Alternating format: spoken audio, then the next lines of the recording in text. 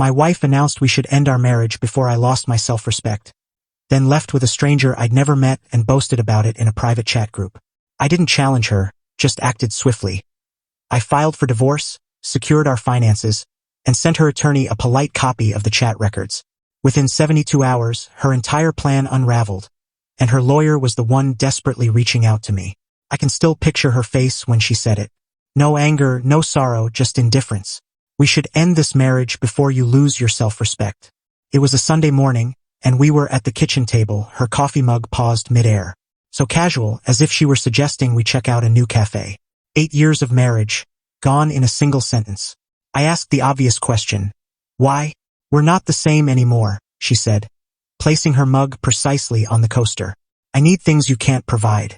She didn't clarify what those things were, and she didn't have to. The night before, while she was in the shower, a notification had flashed on her phone. A message from someone labeled T with a dark heart emoji. Can't wait to see you again. Next weekend's too far away. I'd never snooped through her phone before. I'd never needed to. But that night, a cold certainty gripped me when she came home late from a girls' night, wearing a scent she hadn't worn when she left. After she dropped her bombshell and left for an urgent meeting, I did what any cybersecurity expert would. I secured our digital trail. Our router tracks every device connection. Our shared cloud retains deleted files for 30 days. Our home cameras store footage for 60. I'm not possessive by nature, never have been. But I'm meticulous. What I found wasn't shocking, just thorough. Location data showing her at a downtown hotel 6 times in the past month. Texts with her friend Sarah about tea and how to execute her exit plan. Calendar entries marked as errands that matched her phone's location at that hotel. Most incriminating was a private WhatsApp group with 3 friends, synced to our shared family tablet. A device she'd forgotten was linked to her account. For months, they'd been her cheerleaders as she described her fling with Theo, a yoga instructor from her gym, who was everything unlike dull, predictable Ethan. Does he suspect anything? One friend asked. Ethan's too buried in his tech work to notice, she replied, tossing in a laughing emoji. Besides, we hardly connect anymore. When the divorce is done, he'll probably just shrug and dive back into his code. Another gem. Theo says I can crash at his place once I file. His loft's tiny, but we won't need much room, lol. And the clincher, sent just days ago. Meeting with Lisa tomorrow. She crushed her brother's divorce and will do the same to Ethan. Lisa, her old college friend, now a divorce lawyer known for ruthless tactics against high-income spouses. I saved screenshots of it all, downloaded every file, then carefully left her phone untouched on her nightstand. That night, she came home late again, casually mentioning a weekend trip to visit her cousin. Her cousin lives across 3 states. Her phone's location sharing, which she never turned off, would likely show her at Theo's instead. I nodded, wished her well, and went back to my laptop. The next morning, I called in a favor from Alex, a former client and one of the city's best divorce attorneys.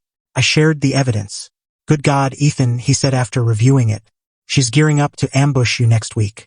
Lisa's strategy is to file for emergency support based on inflated claims, catching the husband off guard. So what's the plan? I asked. We file first, today, and we do it discreetly. While my wife was at her midday Pilates class, her phone's location showing that same hotel, I signed the papers in Alex's office. By 2 p.m., we'd filed for divorce citing infidelity, with all evidence neatly compiled as exhibits. Then came the critical step. Alex sent a brief, courteous email to Lisa. I represent Ethan Carter in his divorce from Julia Carter. Attached is our filing from today, along with a small sample of evidence regarding your client's extramarital conduct. The small sample included the WhatsApp chats where Julia named Lisa and outlined their strategy. That night, Julia came home unusually cheerful, saying she'd be tied up with a big project for the next few days. I nodded, wished her luck, and mentioned I'd be swamped with work too.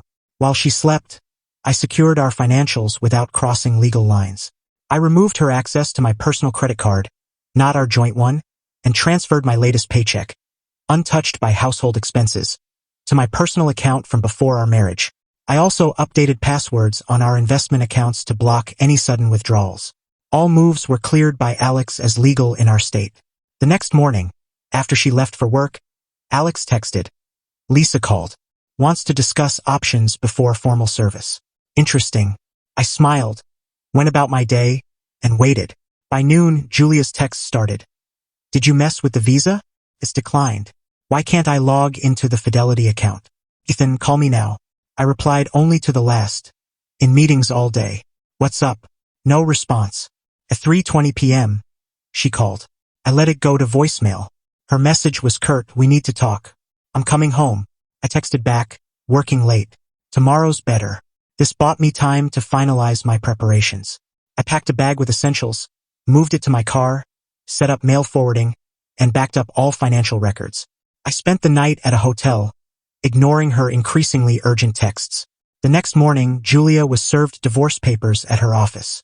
The process server said she paled, then rushed outside to make a call. 30 minutes later, Alex called. Lisa wants to meet. Says it's a misunderstanding and we can settle this amicably. What changed? I asked, already knowing. Apparently, Lisa didn't realize how thorough your evidence was. She's worried about ethical violations, given the documented strategy talks involving her. She's pushing for a fast, clean settlement. I thought about the years I'd poured into our marriage, the dreams we'd shared, the future I trusted. Tell her we'll meet tomorrow. No hurry. That day, my phone lit up with calls. From Julia, unknown numbers, even her father. I answered none. I checked into another hotel, ordered dinner, and slept better than I had in months. The next day's meeting was quick. Julia wouldn't meet my eyes. Lisa was all business. Alex laid out our terms. 1. Equitable asset split based on contributions. 2. No spousal support. 3. Clean break, minimal drama. 4. Initial agreement within 72 hours to set intentions, with final divorce processing to follow standard timelines. Your client keeps her reputation intact, Alex concluded. My client moves forward without a drawn-out fight. Win-win. After a hushed discussion, Lisa agreed. We'll review and respond by tomorrow. Julia finally spoke, her voice sharp. Can we talk alone? I glanced at Alex, who gave a slight shrug. Nothing to discuss, I said, collecting my things. The papers cover everything. In the parking lot, Julia caught up to me. You went through my phone? She demanded, voice trembling. No, I said. You brought your affair into our home network, which I manage. Into our cloud, which I set up. It was all there without touching your phone. Those were private messages.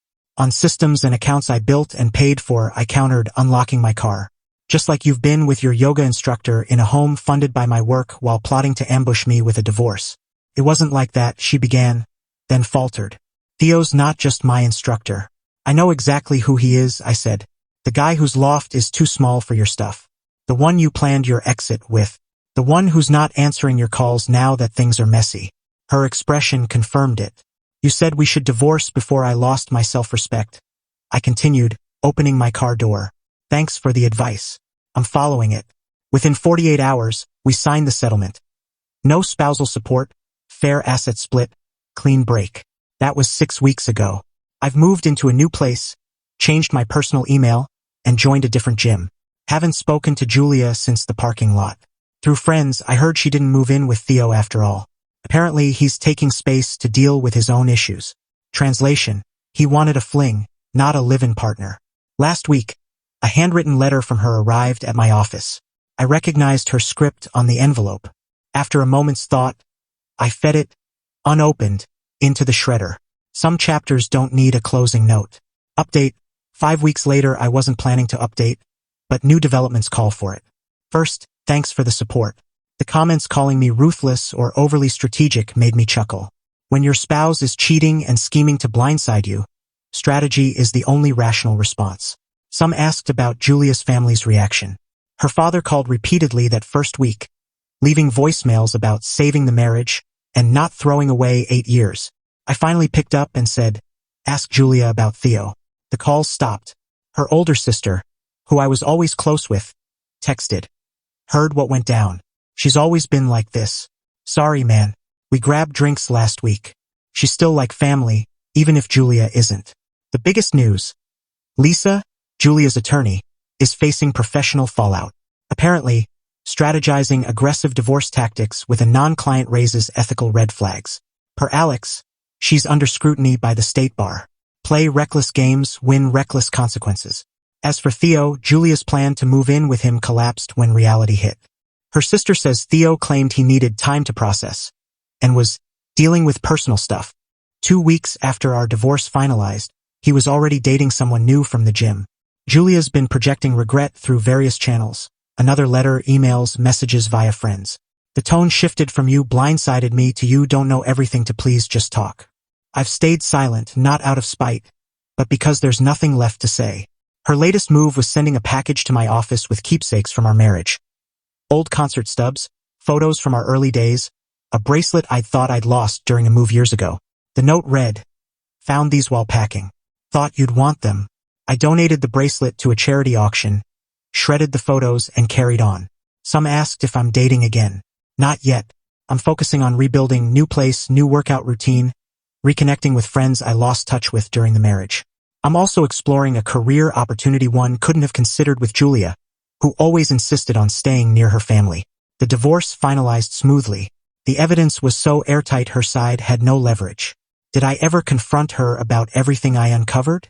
No. The filing and evidence spoke for themselves. Words would have just fueled drama. For those asking about red flags I missed, there were subtle hints. Her phone suddenly password protected, a new obsession with yoga after years of avoiding exercise, outfits I never saw her wear, girls' weekends with vague social media posts. Nothing obvious until that notification lit up her phone. One comment called my response too perfect and questioned if this was real. When your career is risk assessment and data security, precision is second nature. I didn't scream, trash her car, or stage a showdown. I evaluated the situation, collected data, consulted an expert, and acted decisively. Life's not a drama series. Sometimes the best move is protecting yourself quietly and moving forward with your principles intact. Quick answers to common questions. Yes, we had a prenup, but the settlement we reached made it mostly irrelevant, as she signed to avoid public exposure of the evidence. No kids were involved, which simplified things. To those saying I should have fought for the marriage, what was there to fight for? A relationship where my wife was unfaithful and plotting to ambush me? That's not worth saving. About the snooping accusations, I never touched her phone after that initial notification. All evidence came from our shared network, cloud, and location data she never disabled. Your digital trail is bigger than you think. Did I suspect Theo specifically? In hindsight, yes. He texted her during dinners, always brushed off as gym questions or work stuff. She mentioned him too often, too casually.